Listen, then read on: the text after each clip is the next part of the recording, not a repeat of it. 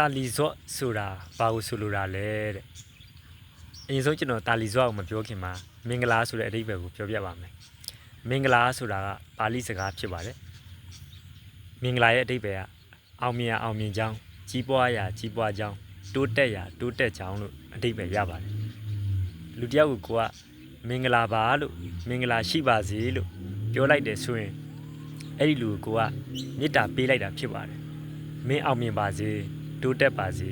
ကြီးပွားပါစေဆိုပြီးတော့မှကိုယ့်ရဲ့မေတ္တာတရားကိုသူ့ကိုပြန်ဖြန့်ကျက်လိုက်တာသူ့အပေါ်မှာဖြန့်ကျက်လိုက်တာဖြစ်ပါတယ်တရားကိုတရားကျွန်တော်တို့ကအောင်မြင်ကြောင်းကြီးပွားကြောင်းတိုးတက်ကြောင်းကိုဆုတောင်းပေးတဲ့သဘောလည်းဖြစ်ပါတယ်ဒီသဘောတိုင်းပါပဲဗမာစကားမှာမင်္ဂလာပါလို့ပြောကြတယ်ပေါ့နော်